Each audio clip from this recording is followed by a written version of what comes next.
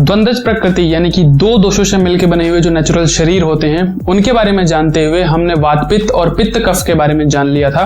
आज हम बात करने वाले हैं वात और कफ के बारे में कि इनका शरीर और चाल ढाल किस प्रकार की होती है। तो आइए बिना समय गवाए इस वीडियो को शुरू करते हैं। सभी को प्रणाम, मैं विशाल एक बार फिर से स्वागत करता हूं आपका फिट विद आयुर्वेदा पर। वात और कफ समझ लीजिए एक दूसरे के विरोधाभास रहने वाली चीजें हैं, यानी कि काफी एक दूसरे के अपोजिट है। वात जहां काफी हल्का है वहीं कफ बहुत ही भारी है।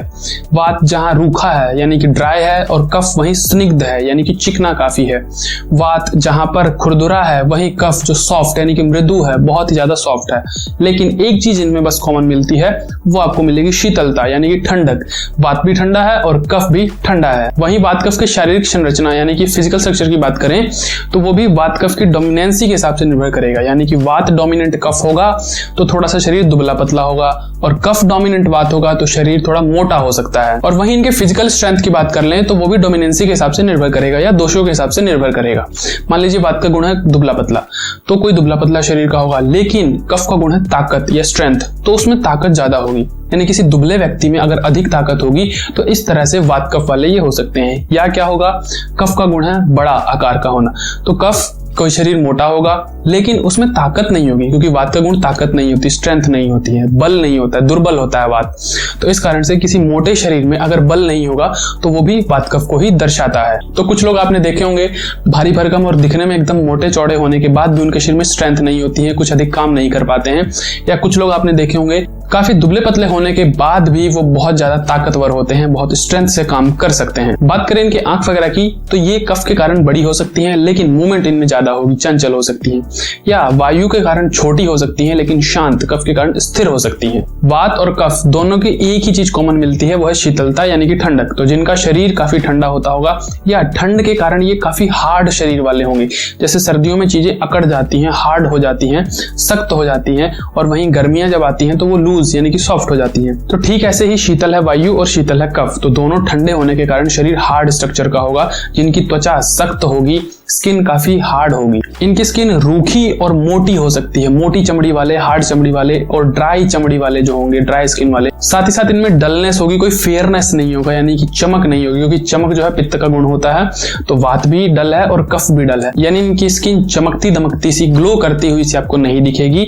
इनका कलर भी सांवला इत्यादि हो सकता है। साथ ही साथ इनकी स्किन ठंडी या शीतल हो सकती है, हमेशा जिनकी चमड़ी ठंडी बनी रहे और जिनको ठंड में बहुत सारी समस्याएं हो, क्योंकि ठंड के कारण वात भी और कफ भी दोनों ही बढ़ जाते हैं। तो इसलिए सर्दियों के मौसम में ये काफी परेशान रहते हैं और गर्मियों के मौसम में जिन्हें बहुत ही अच्छा फील होता है और काफी रिलैक्स रहते हैं। बात करें इनके बाल वगैरह की तो हो सकता है काफी घने हो और साथ में ड्राई हो, यानी कि घनापन जो कफ का गुण है और ड्राइनेस जो वायु का गुण है, या कड़क बाल हो, या हो सकता है काफी कम हो और थोड़े सॉफ्ट हो सकते हैं। तो इस तरह से इनके बाल हो सकते हैं। बात करें इनके आवाज वगैरह की तो हो सकता है काफी मोटी और भारी आवाज हो लेकिन जल्दी जल्दी बोलने वाले हो, या मीठी आवाज हो जल्दी जल्दी बोलने वाले हो, या हो सकता है कि काफी पतली आवाज हो, खरखरी आवाज हो लेकिन आराम आराम से और धीरे बोलने वाले हो। शरीर में इनके सॉफ्टनेस इतनी नहीं रहती है, ड्राइनेस बना रह सकता है, शरीर अकड़ा हुआ हो सकता है, यानी कि फ्लेक्सिबिलिटी इनके अंदर बहुत अधिक नहीं रहती है, खास करके विंटर्स के मौसम में। समर में या गर्मियों में या थोड़े गर्म तापमान के अंदर थोड़ी फ्लेक्सिबल हो सकते हैं, लेकिन विंटर्स में तो बिल्कुल इनके अंदर फ्लेक्सिबिलिटी नहीं रहती है।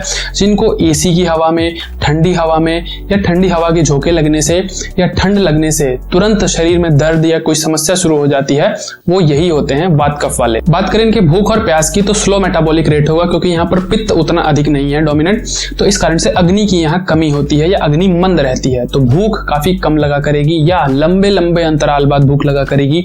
भोजन पचने में कठिनाई होगी, भोजन पचते समय काफी इनको गैस, ब्लॉटिंग या कुछ पेन वेन इस तरह की समस्या हो सकती है। या कहें कि अगर ये फ्रीक्वेंट खाया भी करेंगे तो काफी थोड़ी थोड़ी मात्रा में और रुक रुक के खाया करेंगे।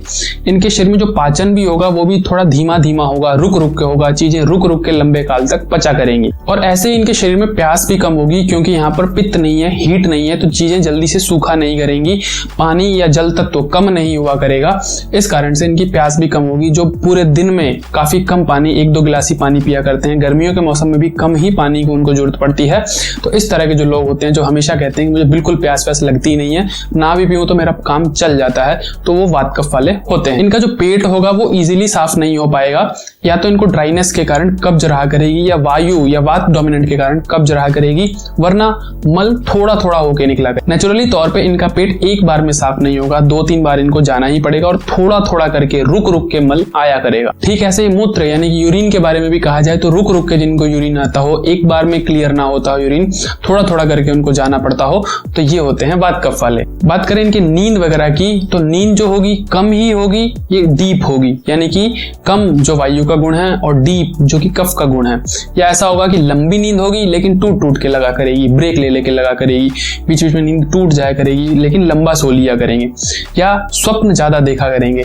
इस तरह की समस्या इनको हो सकती है नींद के अंदर। तो ये था मोटे मोटे तौर पर वात कफ यानी कि द्वंद्वज प्रकृति के बारे में, छठी प्रकृति के बारे में। फिर नेक्स्ट आती है त्रिदोष युक्त यानी कि तीनों गुणों से मिली हुई, तीनों की डोमिनेंसी जिनमें होती है त्रिदोष वाली, उसमें तीनों के ही सिम्टम आप आ सकते हैं, कुछ कुछ सिम्टम सभी के आ सकते हैं। इस तरह से मिक्सअप प्रकृति ये हो जाती है। तो उसके बारे में भी हम एक छोटी डिटेल वीडियो में बात कर लेंगे, क्योंकि उसके बारे में बात करना थोड़ा कॉम्प्लिकेटेड ना हो जाए आपके लिए, इसलिए मैं बहुत अधिक विस्तार उसको नहीं लाऊंगा। तीनों के गुण आप उसमें देख सकते हैं, नेचुरली तौर पर वहां पर आपको वो मिलेंगे। तो इस तरह से वो त्रिदोष वाली प्रकृति मानी जाती है। आगे मिलेंगे इन द्वंद्वज प्रकृतियों के मानसिक लक्षणों के बारे में, फिर उसके बाद हम इनके समाधान के ऊपर बात करेंगे और आगे आने वाले समय में आयुर्वेद की डिटेल इंफॉर्मेशन आपको मिलती रहेगी, जिससे आप घर में खुद के डॉक्टर तो स्वयं बन सकते हैं। इसलिए डॉक्टर नहीं कह रहा कि मैं आप अपना इलाज कर सकें या ट्रीटमेंट कर सके कोई सीवियर डिजीज का, बल्कि अपने आप को बीमार होने से बचा सकते हैं, कोई बड़ी और खतरनाक बीमारी होने से आप खुद को बचा सकते हैं। तो इस तरह की इंफॉर्मेशन के लिए हमारे साथ बने रहें। आगे आपको औषधियों के बारे में जानकारी, कौन सी औषधियां किस तरह से प्रयोग की जा सकती हैं, घर में हम किस तरह से छोटी छोटी चीजों को औषधियों के रूप में, अपने भोजन को औषधि के रूप में ले सकते हैं, इन सभी के बारे में जानेंगे। तो आज के लिए इतना ही, सादर प्रणाम।